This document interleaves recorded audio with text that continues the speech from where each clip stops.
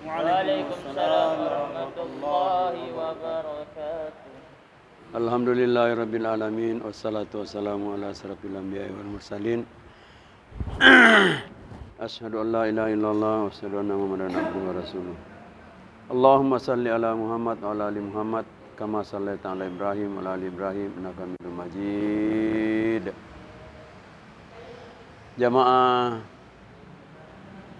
salat Isya yang berbahagia, mari kita mengikuti taklim akhir ini dari rutinitas kita sampai pada saat ini.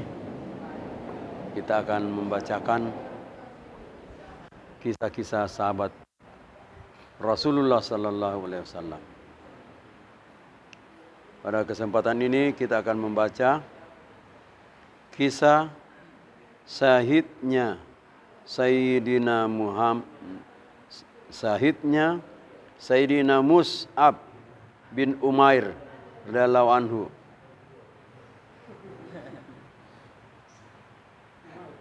Bin Umair. Sebelum masuk Islam, Sayyidina Mus'ab bin Umair radhiyallahu anhu termasuk pemuda kaya di antara rekan-rekannya dan hidup dalam kemewahan. Ayahnya membelikannya pakaian seharga 200 dirham. Saat itu umurnya masih sangat muda. Namun ia dikaruniai banyak kenikmatan. Orang kaya.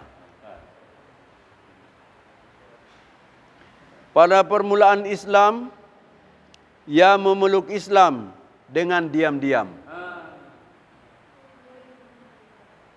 Dan keadaan tetap seperti itu. Sampai kemudian seseorang mengadukan dia kepada keluarganya. Sehingga ia mengikat dan mengurungnya. Keadaan demikian berlangsung selama beberapa hari. Ketika ada kesempatan, ia melarikan diri secara diam-diam dan ikut hijrah ke Habasyah bersama kaum muslimin.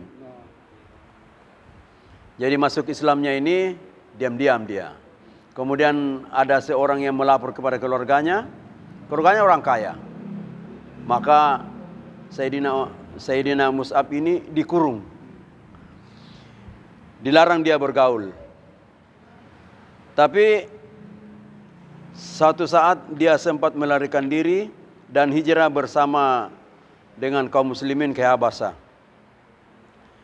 Suatu saat baginda Nabi sallallahu alaihi wasallam sedang duduk, maka lewatlah Sayyidina Mus'ab bin Umair radhiyallahu anhu di hadapan beliau. Di tubuhnya hanya melekat sehelai kain lusuh penuh tambalan. Salah satu tambalannya dari kulit. Masya Allah. Melihat hal tersebut, baginda Nabi sallallahu alaihi wasallam mencucurkan air mata karena teringat keadaan Sayyidina Mus'ab bin Umair radhiyallahu anhu sebelum memeluk Islam dalam keadaannya sekarang. Jadi waktu belum masuk Islam dia kaya. Setelah masuk Islam, dia lalu menghidupi dirinya secara sederhana dan lari dari keluarganya. Mengikuti kaum muslimin hijrah ke Habasyah. Ketika perang Uhud, pada awalnya bendera kaum Muhajirin dipegang oleh Sayyidina Mus'ab bin Umair radhiyallahu anhu. Ketika kaum muslimin mengalami kesulitan, sehingga kacau balau, ia tetap berdiri tegak. Tiba-tiba seorang musuh menyerangnya dengan pedang dan memotong salah satu tangannya agar bendera di tangannya terjatuh, sehingga seolah-olah kaum muslimin telah kalah. Sayyidina Mus'ab radhiyallahu an segera meraih bendera dengan tangan satunya. Orang kafir pun memotong kembali tangan yang lain. Astagfirullahaladzim. Jadi dipotong dua-dua tangannya. Maka didekaplah bendera itu di depannya dengan kedua tangannya agar tidak jatuh. Lalu ia dipanah oleh musuh sehingga ia syahid. Selama ia masih hidup, ia tidak membiarkan bendera itu jatuh. Akhirnya bendera pun terjatuh dan langsung diambil oleh seorang sahabat yang lain. Dipotong tangannya, dia masih mendekap. Sehingga bendera itu tetap berdiri. Ketika akan dikebumikan, di tubuhnya hanya ada sehelai kain yang tidak cukup untuk menutupi seluruh tubuhnya. Jika ditutupkan ke kepalanya, kakinya akan terbuka. Jika ditutupkan ke kakinya, kepalanya terbuka. Baginda Nabi sallallahu alaihi wasallam bersabda, "Tutupkanlah kain itu ke kepalanya dan tutupilah kakinya dengan daun idar, daun ilalang." Dari kitab Qurratul Ayun. Faedah.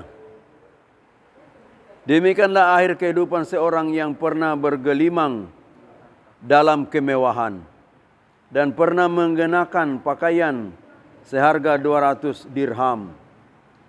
Saat wafatnya, sehelai kain kapan yang dapat menutupi tubuhnya pun tidak ia dapatkan. Dalam kehidupan, cita-citanya adalah jangan sampai bendera terjatuh. Meskipun kedua tangannya telah dipotong, ia tidak melepaskan bendera itu.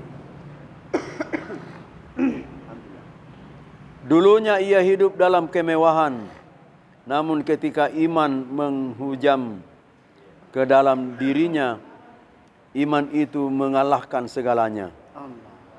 Iman telah menyibukkan dan memalingkannya dari harta, uang, istirahat, atau kenyamanan hidup.